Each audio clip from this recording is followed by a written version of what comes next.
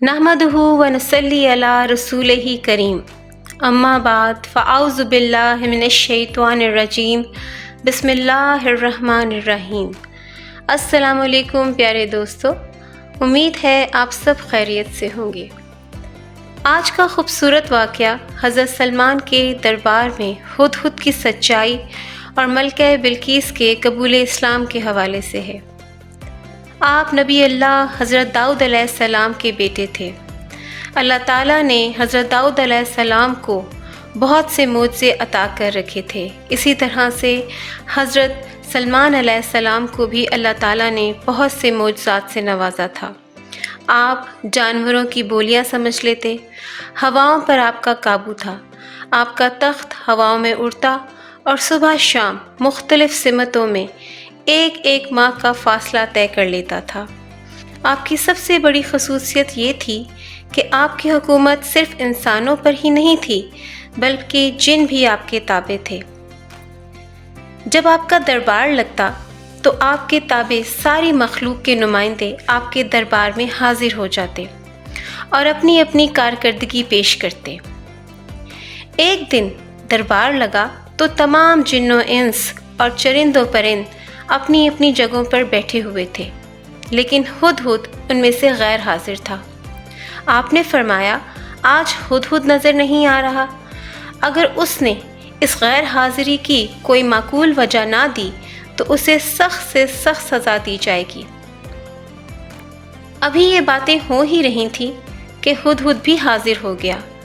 आपके दरियाफ्त करने पर हुदहुद ने बताया कि मैं उड़ता हुआ यमन के मुल्क में जा पहुंचा था, जहां की हुकूमत एक मलका के हाथ में है।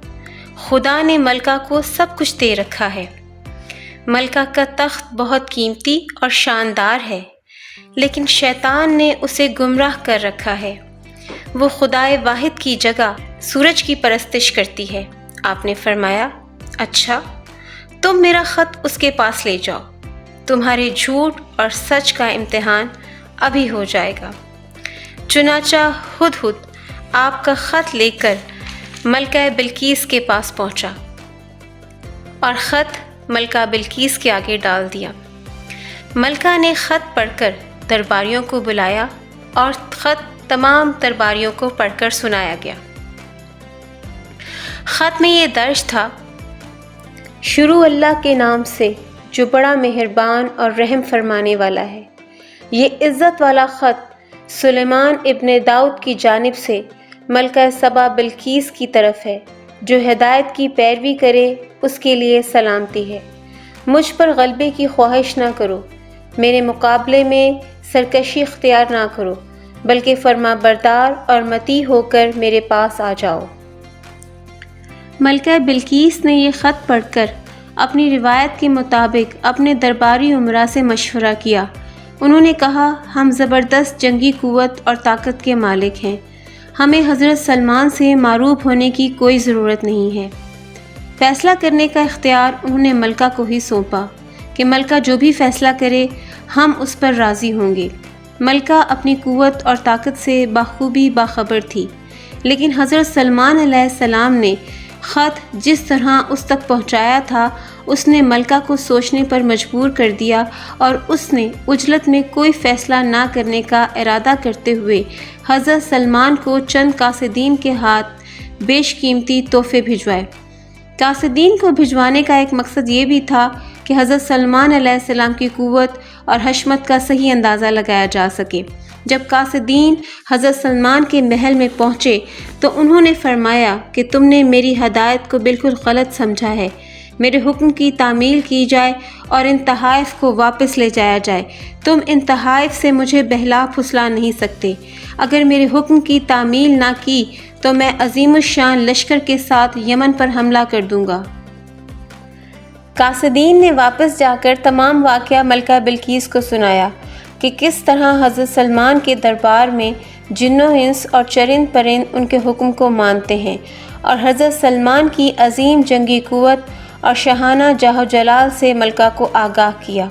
मलका बिल्कीस को قاصدین کی باتوں سے یہ اندازہ ہوا کہ آپ واقعی ہی پیغمبرانہ صلاحیتوں کے مالک ہیں، اور اس نے خود کو اور اپنی قوم کو ہلاکت میں ڈالنے کی بجائے حضرت سلیمان کے حکم کی تعمیل کا فیصلہ کیا۔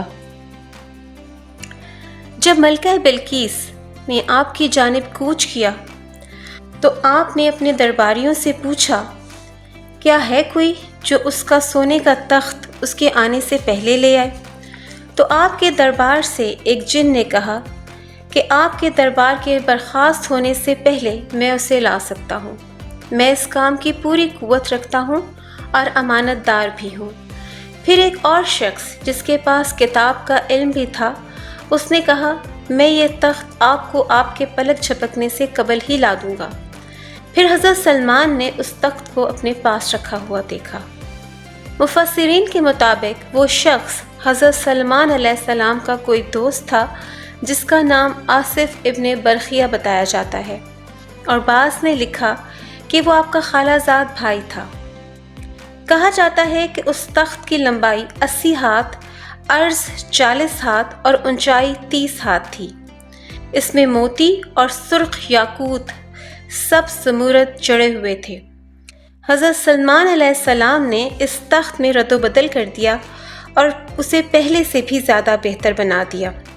جب ملکہ بلقیس حضرت سلمان کے دربار میں حاضر ہوئی تو آپ نے پوچھا، کیا تمہارا تخت بھی اسی طرح کا ہے؟ تو اس نے کہا، یہ تو گویا ہو بہو وہی ہے، اور ساتھ میں یہ بھی کہا کہ ہمیں تو پہلے ہی معلوم ہو گیا تھا اور ہم آپ کے فرما بردار ہو چکے ہیں۔ جس ملکہ بلقیس کو ہدہد نے شرک میں ڈوبے ہوئے دیکھا تھا، یہ یمن کی قوم سبا کی ملکہ بلقیس تھی، جس نے آپ کے پیغمبرانہ جلال کو دیکھ کر اسلام قبول کر لیا۔ سبحان اللہ۔ ہدہد کے اس واقعے پر اگر ہم غور کریں تو سوال اٹھتا ہے کہ آخر ایک معمولی سا پرندہ ہدہد، اس کی ایسی کیا حیثیت ہے کہ اللہ تعالیٰ نے اس کا تذکرہ قیامت تک کے لیے قرآن مجید میں کر دیا؟ نہ صرف یہ کہ اسے قرآن مجید میں زندہ رکھا، بلکہ امت مسلمہ کے لیے ثواب کا باعث بھی بنا دیا۔ اس سوال کے جواب میں مفسرین لکھتے ہیں کہ اول تو یہ کہ ہدہد سچا تھا، اور دوم یہ کہ اس نے گمراہیوں میں پڑے دیکھ کر ملکہ بلقیس اور اس کی قوم سبا کی خیر خواہی چاہی، اور اپنی جان پر کھیل کر اس کی خیر اللہ تعالیٰ سے مانگی، اور اس کی خبر اللہ تعالیٰ کے نبی حضرت سلمان علیہ السلام تک پہنچانے کا بیڑا اٹھایا۔ یوں پروردگار عالم کو ایک سچے ہدہد کا یہ عمل اتنا پسند آیا کہ اس کی سچائی اور دین سے محبت کا تذکرہ قرآن مجید میں کر دیا۔ تو پیارے دوستو، ہدہد کے اس واقعے سے یہ ظاہر ہوتا ہے کہ اگر کوئی شخص اپنی قوم کو مشکلات میں گھرا دیکھے تو اپنی بساط کے مطابق اٹھ کھڑا ہو، تو اللہ تعالیٰ کے نزدیک اس کی بڑی قدر و منزلت ہے۔ انسان تو انسان، حیوان اور پرند بھی اللہ کے نزدیک محبوب ٹھہرتے ہیں۔ امید کرتی ہوں کہ آج کا یہ خوبصورت واقعہ آپ کو بہت پسند آیا ہوگا۔ چینل کو لائک اور سبسکرائب ضرور کیجیے گا، دعاؤں میں یاد رکھیے گا۔ اللہ تعالیٰ ہم سب کا حامی و ناصر ہو۔